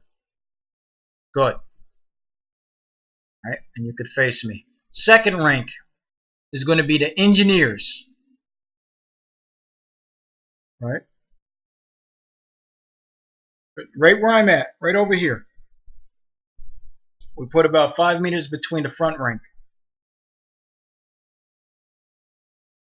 The third rank will be all medics. Good. Good. Now remember this distance. This is a tight formation. Okay. As we move or as we engage I can heal you. or when we rush, we use this rank. Alright? The reason why is the medics can heal people as we rush towards the opponent.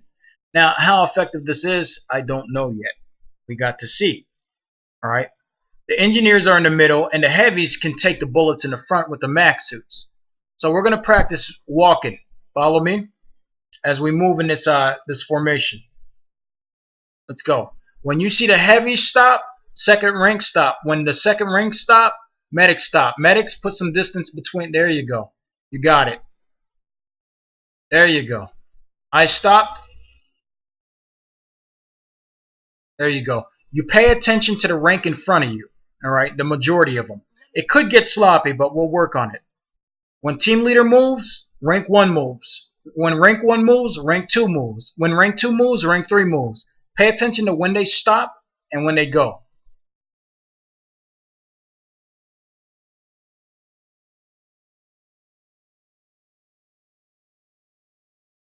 There you go.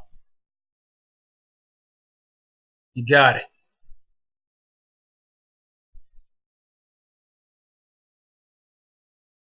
Good job.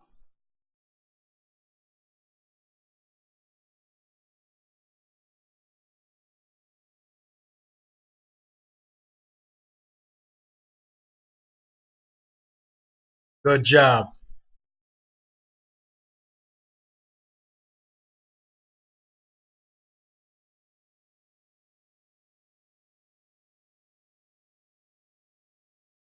Good job. It keeps the medics from getting completely massacred while we're moving, that is. In a combat situation, The medics will take the second rank. Engineers and heavies will take the first rank. Understood.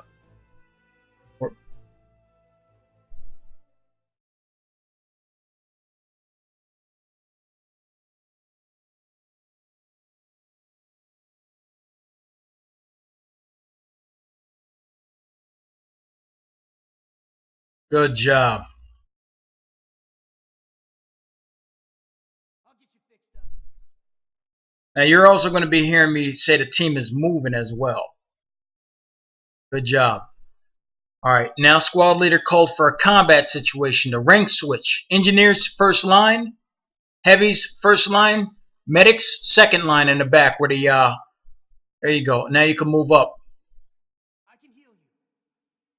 Good job. Medic here. I'll patch you up. I can heal you. When you hear situation normal, that means you go back to your appropriate ranks. Medics third rank. Engineers second rank. Heavies first rank with the max suits.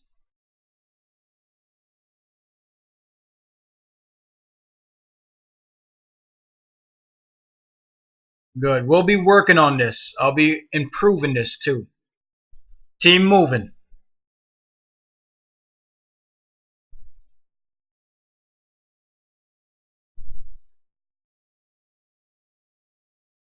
Watch the rank in front of you.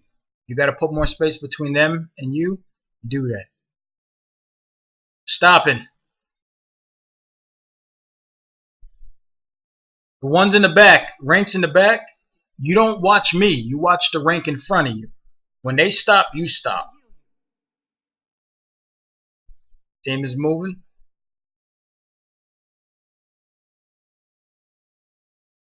Good.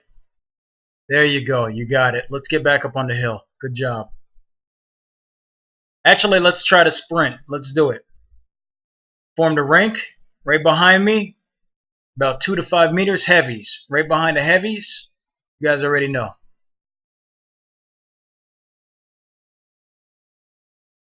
Alright, guys. Team's moving fast.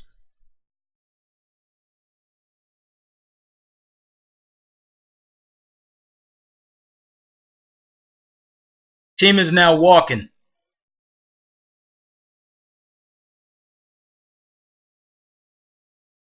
Good job. Alright, Striker, you're going to be the team leader while I watch and observe from the mountains. Move them around this hill. Striker will be your team leader. Striker, move in the front, right above, right in front of the heavies. Normal formation. Right, let's move. Normal speed.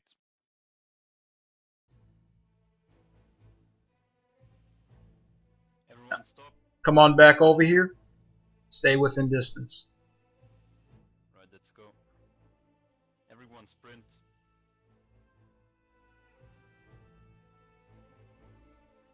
Stop.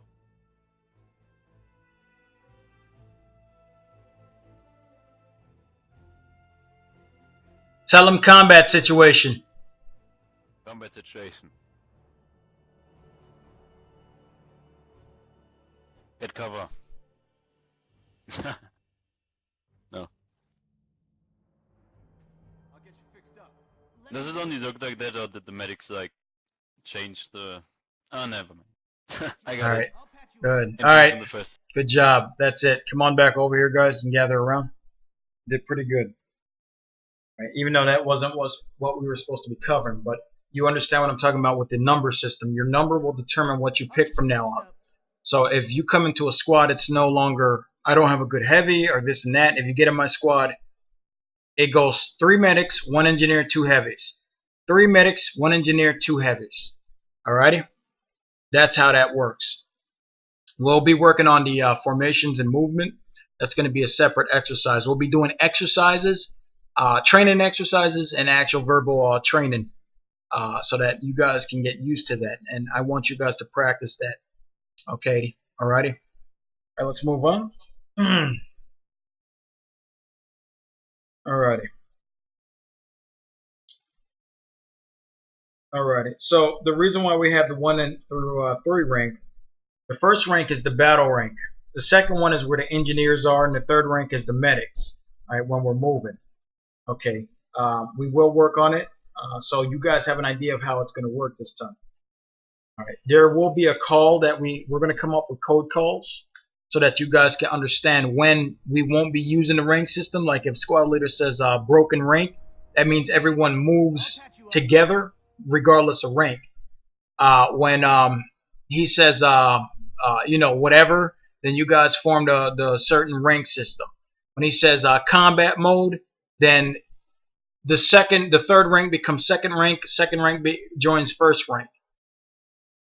Alrighty. Okay, let's continue. Status of a squad and its morale. Let's talk about that. What is morale?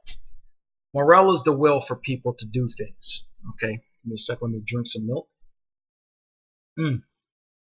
That's good. Alrighty. Now, morale is very simple. Morale is the will, the ability to do things. And morale is a very important thing. As a squad leader myself, or a platoon leader, or in-game logistics, or a crew leader, I have to watch this. It's important, and I'll explain why. If you don't have the will to do something, most people start to question, and some people, well, they start to abandon whatever action that they would like to perform. For example, do you have the will to go to school today?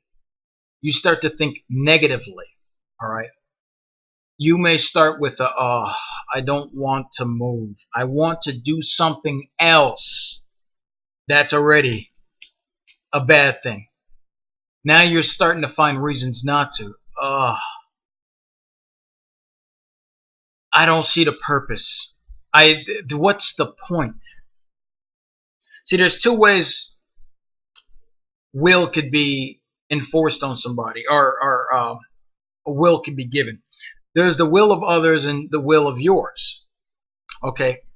Now, if someone told you to go to school, you will try to find any reason, if your will is low, not to do it.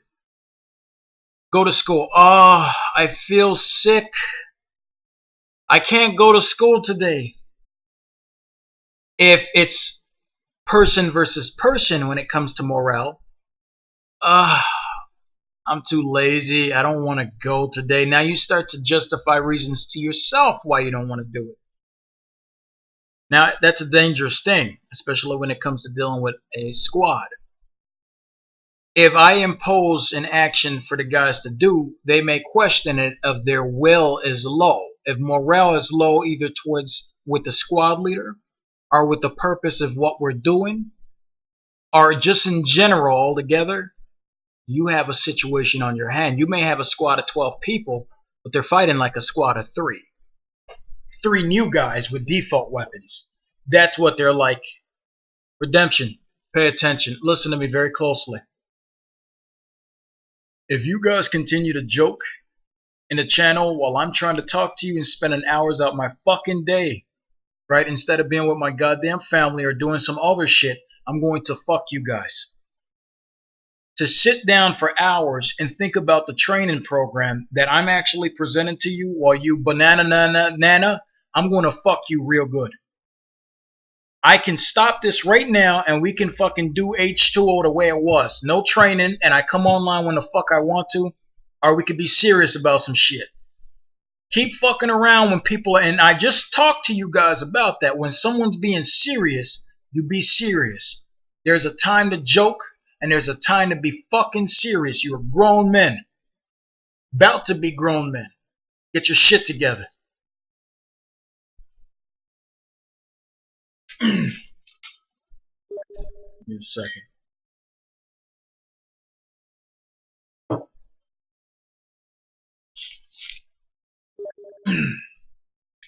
Morale.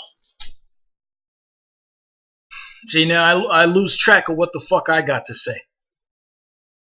Now, I monitor morale, and it's important that you understand that morale is the will for someone to do something, carry out something. They're spirits. And there are times that our spirits are broken, either because people lose confidence in their leader. Okay, they lose confidence in their leader and the ability to lead. And it's happened multiple times. There's been a few of you guys that will message me like, I don't want to be in this squad.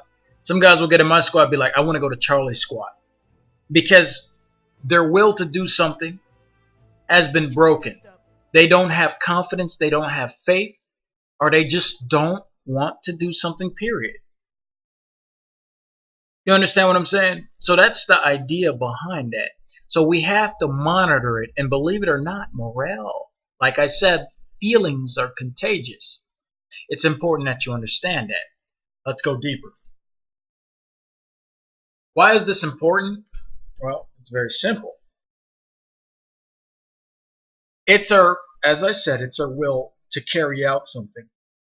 If a squad's morale is broken, then they can no longer be effective. They can no longer carry out basic actions. That squad of 12 has to be placed with a squad with high morale in a winning situation to give them the will to want to fight again, to give them a purpose, to give them a place of belonging. Right? It's very important. It's very important that you listen to the rest of it. All right. Feelings are contagious. You affect morale ultimately, each one of you guys. Sometimes it's good to be confident. All right, confident. It's good to show people that you give a fuck by applauding. All right. It's good to show people that you're organized. It's good to show people that even though something kicked you, you're not down.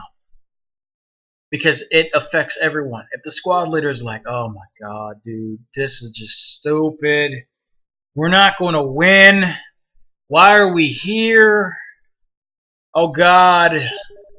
And now, now the squad is feeling that way. Now some of their confidence is shattered in their squad leader. Some will have two feelings. Now we broke the squad into ideologies. All right. Give me a second.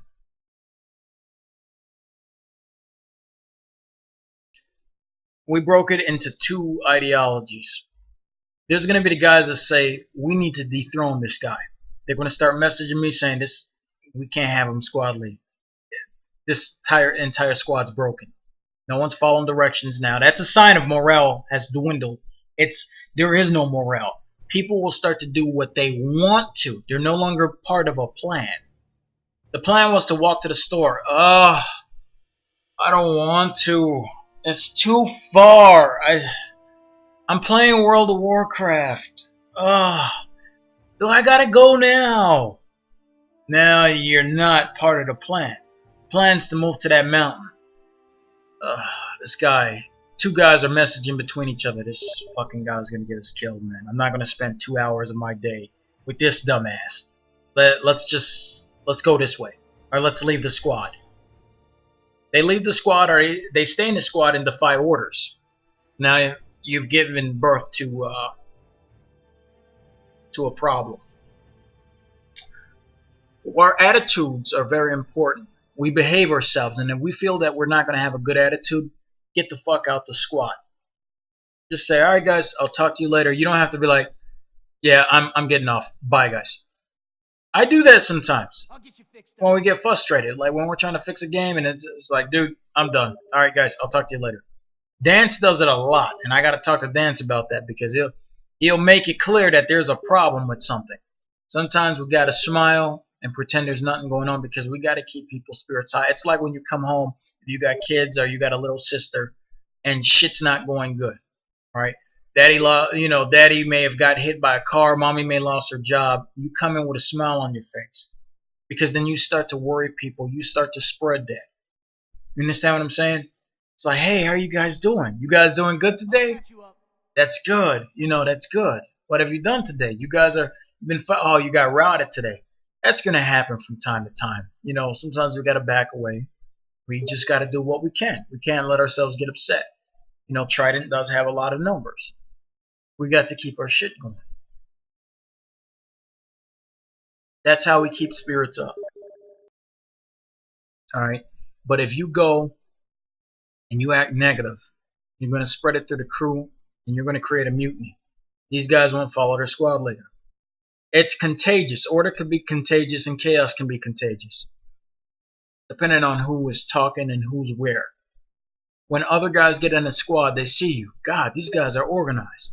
Just follow directions, stay with the squad leader. Okay, because he sees other people are doing it. These guys must be doing it for a reason. A new guy gets in the squad and sees one H2O guy over there, squad leader yelling at this guy that's part of H2O, stay with the squad, kicking people from H2O out the squad. The squad can't get anything done. We're getting beaten on all fronts. You just not only soiled our reputation, but you demoralized the entire squad. People who just got in, they may be neutral, or they may have just went alert, like, yeah, dude, yeah, all right, take it easy. I'm going to go join a random squad. They get in an H2O squad. What the fuck are you guys doing? Get over here. We're getting our ass kicked, and now I look bad, you look bad, everyone here looks bad. And they're like, yeah, fuck this, I'm out. Everyone understands this. Good. We move on. We already talked about how we can keep morale up, keeping a positive spirit. What are routes? What are they? What is a route at its... This is the most dangerous thing to us. Give me a sec. 1 second, please.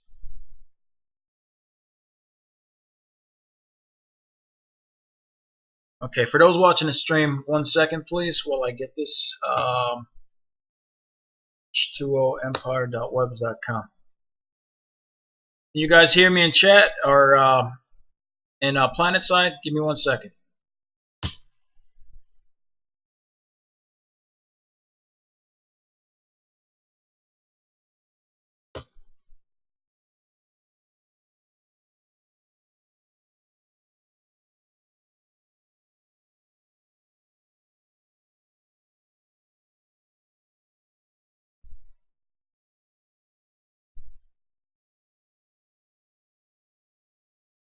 There we are. 1 second. Can you guys hear me in there? 1 second, please.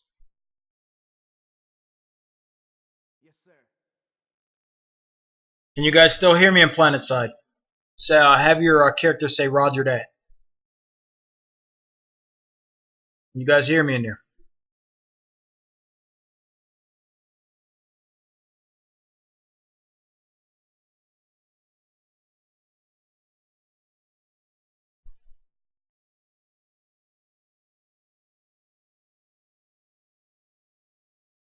Okay.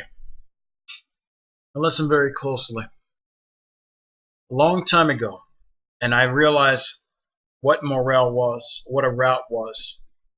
A route is the most devastating thing on morale, besides people following someone that they don't know what the fuck they're doing. Alright, it's one thing to follow someone who doesn't know what they're doing. We could say this guy doesn't know what he's doing. It's another thing to confirm it. Listen closely to that. It's another thing to confirm that someone does not know what the fuck they're doing. See, everyone will come in and be like, I got a better idea. This guy doesn't know what he's doing. Alright? It's another thing when you learn that he truly does not know what he's doing. And the worst way to find out is when a plan fails and we keep dying. Alright? That's the worst way. And the route could be the most devastating thing to morale. A route at its purest is an entire squad getting wiped out within 40 to 100 meters of the actual squad. Or I would like to say 40 meters. When there is not a single person left within 40 meters of the squad leader left alive. This is signs that things are going terribly wrong. Alright? And sometimes, truly, it won't demoralize people. It depends on what squad leader and what ability he has.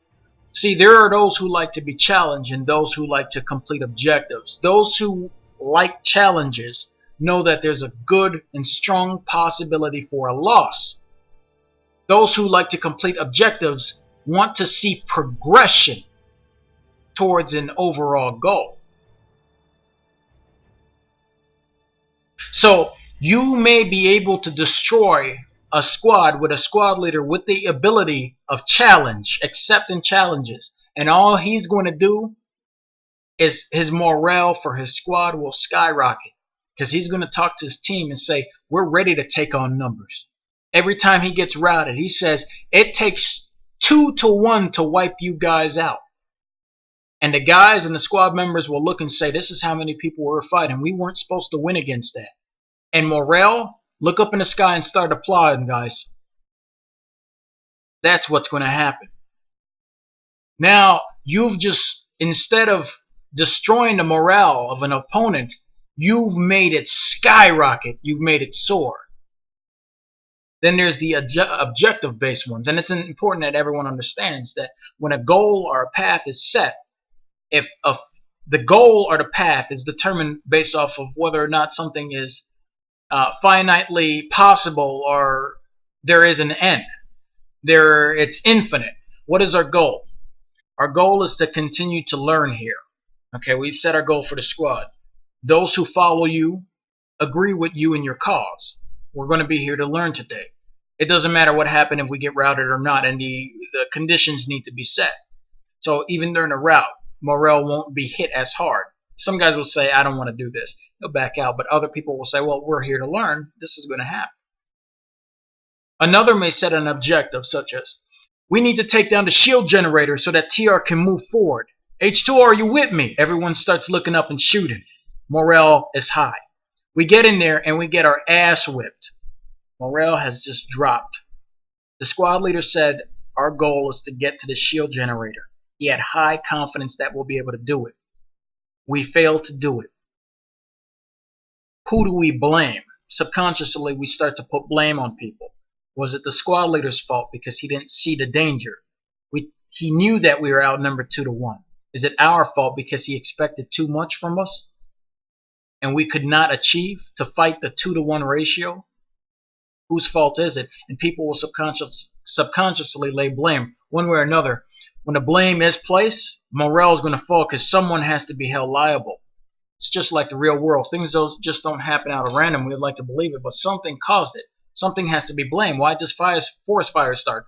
Oh, it just started. We don't know how. It does that every summer. No, something on a deeper level caused it, and we like to find out.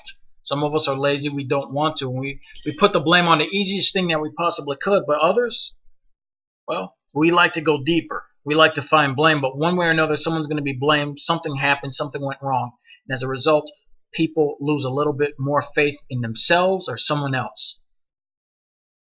Morale is a funny son of a bitch, I'm telling you. A while back, all right, That's on me. we're playing a game. We were in Xbox, and it's a short story. And some of the veteran members know this story. I had to write a speech in order for morale to go up. Sometimes you got to do that. In Xbox, the same way we played here is the same way we played there. We were animals. Halo, Battlefield 2, GTA 4, we were rarely defeated. If they defeated us, they had to be good. They had to outskill us because we were thinkers. All right. They had to be stronger than us in one way or another. We came from this match. We were playing GTA. And my guys were trained to use the most basic things. If I trained you right now to use a pistol, right? A pistol in game. And use this and beat everybody with this. And you learn to use all your weapons. You'd feel like a god. Nobody could stand up to us. A lot of people couldn't. The guys were used to winning all the time. This is a bad thing. So I've learned something off the point that sometimes I'll drag you into losing situations because I want you to learn how to lose as well. It's the same thing with my kids. My son, I have to beat his ass half the time when we play chess. I had to smack him a few days ago. You want to know why? We were playing a game of chess. He got mad. He wanted to flip the fucking chessboard because he lost. I said, son, you're going to lose something. Come play chess. Sit down. Congratulate me. Shake my hand. I'm going to fuck your ass up. He's going to walk out, go to his grandmother's room. I said, okay. So I chased him with a shoe, whooped his ass. See, the thing is, in this speech I wrote after we got, and let me tell you why the speech came about. We fought against this crew of teenagers, punk-ass teenagers, and they beat us. All right. We told them to raise morale. My guys, see, when morale starts to be affected, people are looking to blame something. So they start to say, oh, you whooped us because you were using rockets and rifles, man. Fuck y'all. Come to our world. And now my guys are angry. At this stage, when they're angry because they've been enticed, oh, you guys suck. We don't suck, man. Y'all using rifles and shit. Come fight us with pistols in our room. No, never do that. You don't want to drag them to your home territory. Because if there's a chance to be lost, a loss can occur at home, you will lose members. At this point, they were enticed, and no leader can control them at this point. They're dogs off a leash. They may even bite their leader. They have a point to prove. See, the higher you are, the harder to fall. Ain't that the truth? So, these punk-ass kids said, alright, we'll fight y'all with pistols. They came and beat us 128 kills to 12 kills. We've never, in my history of H2O, 12, 13 years, I've never had a loss like that. They beat us so bad. Oh my God. I remember Martinez was so pissed. We got into the party chat for Xbox, and all my guys sat quiet. It's quiet. Not a single person said nothing. We've got beaten on our home territory, on a map that these guys knew with just pistols, the thing that they were the best at. There's nothing you could do. Someone came in your home, they beat you there, they took your gun, they sat you on a chair, strapped you down, and raped everyone in front of you. And untied you, laughed, and said, we'll let you live so you could live with your punishment. On your home territory.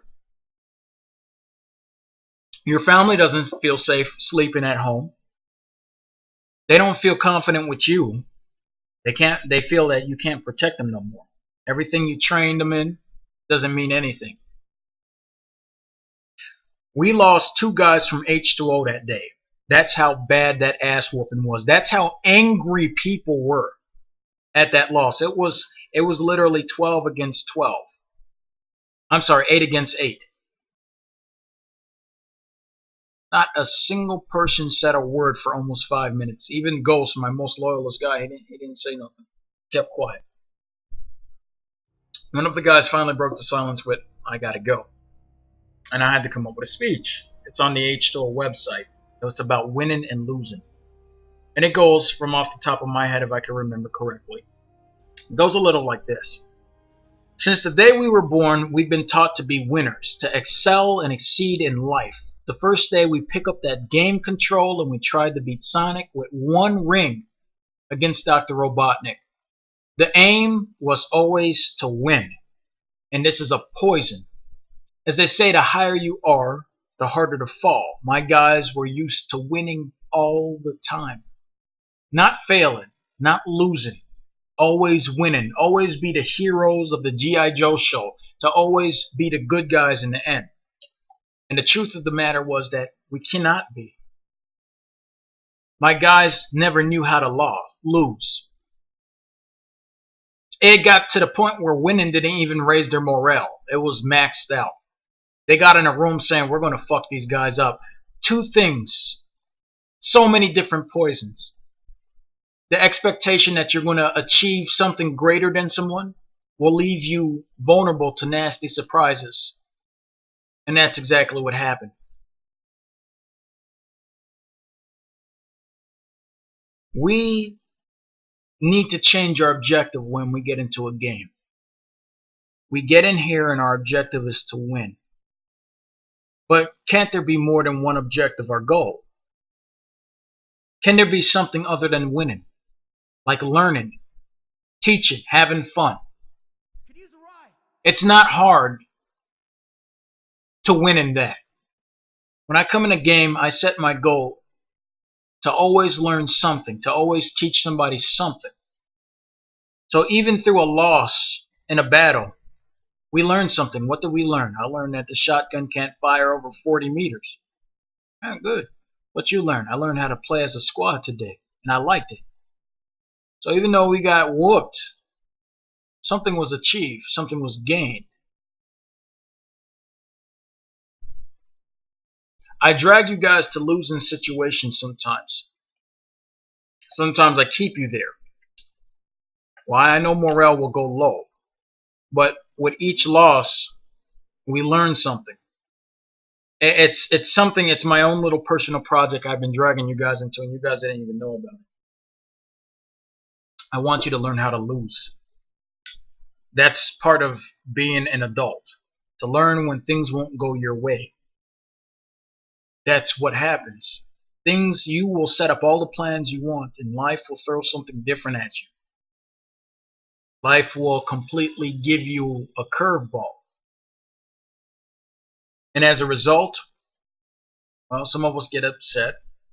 Some of us will, blame this or blame that, but that's just life.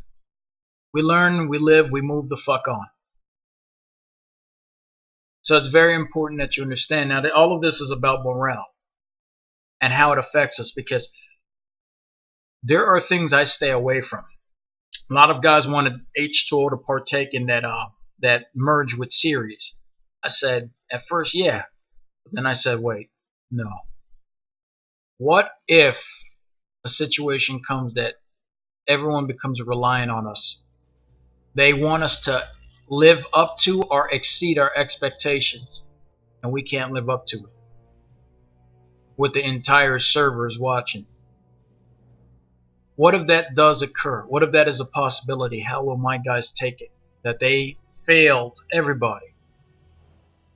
So I said, we're not going to even bother with that. I learned from being on home territory, don't lose on your home territory. There's no home territory here but our server. This is our server. Don't want to lose on it. Luckily, TR did good. We didn't have to beat her. But we got to be careful where we do battle, how we do battle, and what we go to battle over, and what we expect to accomplish after it. Because you may break yourself in the process and completely cripple yourself from the inside out. Let's move on.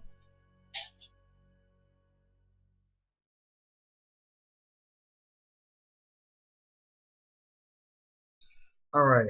I think we covered 3 more things. That was easy. We're almost done here.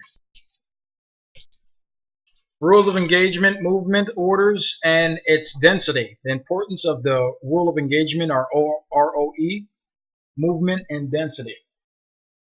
Let's talk about that. In 1 sec, I gotta.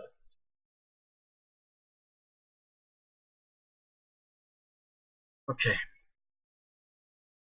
Rule of engagement is very simple. You think one of the guys that a lot of the guys already know. What are the rules when it comes to planes, boys? We don't engage unless fired upon. Rule of engagement is very important because sometimes we get distracted. Sometimes we don't see the things for what it is. We tend to get caught up with things that we don't even have to be caught up with. Rule of engagement is very simple. When a squad leader tells you the rule of engagement, all right, ask permission to fire upon ground units or heavy ground units or air units, but free fire on infantry if spotted unless told to do otherwise. You've already set the tone for the squads. I don't want people firing bullets at a scythe. I don't want people firing at a mosquito or a reaver. Pilots are a very devastating thing. Extremely devastating. And like Pandora's box, we can open the wrong box and it's going to release hell upon our entire ass cheeks. And the spanking won't stop. How many times have we baited? Sometimes we open a box intentionally for a challenge. Sometimes we got some shit to do. We can't be bothered with dealing with units that we don't have to engage. It's important that you follow the rules of engagement. If team leader tells you do not engage any tanks without permission, you don't do so. Sometimes what we do is we have all our heavies. Heavies, all rockets out. You got 5 seconds. Reload your weapon. Everyone aim at the tank. At the counter. 3, 2, 1, fire. 7 heavies fire at one time. Instead of one firing by himself, letting the tank know, oh shit, there's someone there. And he misses, right? And now the tank could take a defensive position. You understand? So that was the idea.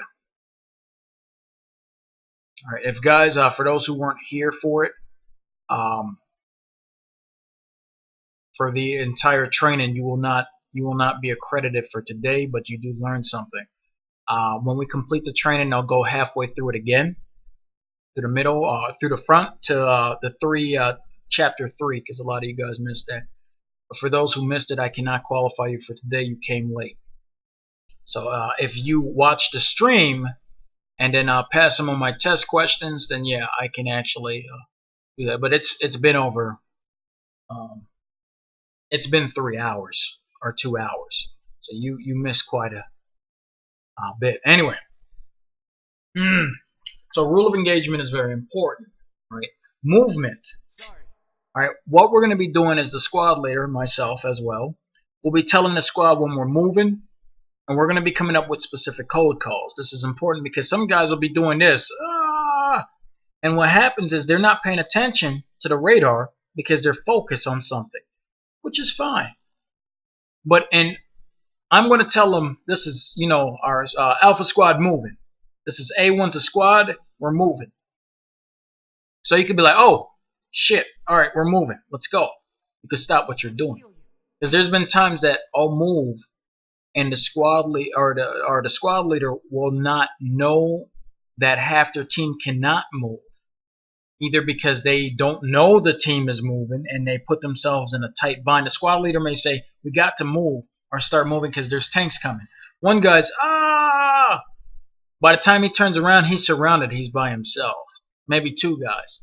So it's going to be important that we tell the team when we're stopping and stationary. So if it's like, all right, guys, we're at the hill. Enemy tanks northeast, directly 400 meters of us. We're stationary. This means we're not moving from this location. You have permission to spread out within 20 meters of the squad. You could go, up to that mountain there, around there, somewhere where the medic can easily reach you within 10 seconds or something. We also had ZOC, which was zone of control. The enemy's capacity or friendly's capacity to travel within a certain amount of time on foot will determine the zone of control. But since we have a map and it is obviously color indicated, we don't use that. That was a long time ago in Battlefield or GTA. But we use this, well, I do, when it comes to dealing with max suits. The idea is that we need to put a certain amount of space between us and our opponent so that we could properly engage them. If a max suit's this close, 2 of them, and they have machine gun arms, they're going to mow through half this team. But if they're at that mountain back there where I was shooting, we got space to make plans. If a max suit starts to rush you, put space between him and you.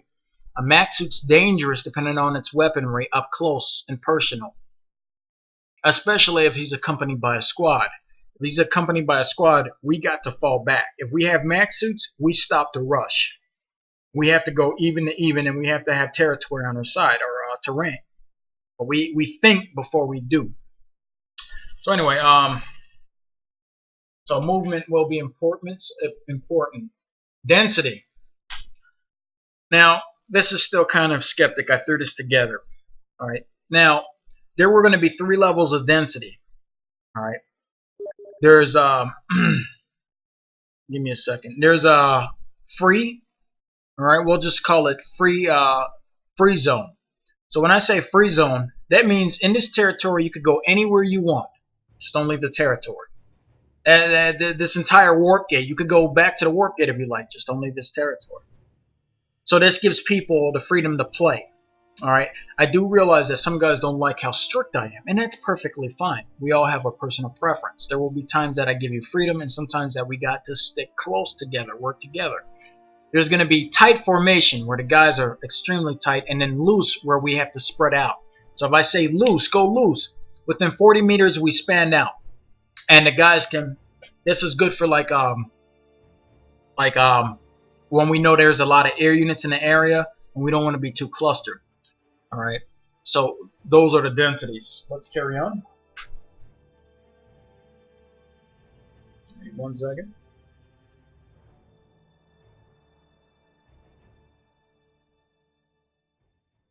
How can you tell the densities by looking at the map? This will be important. Take a look at the map right now.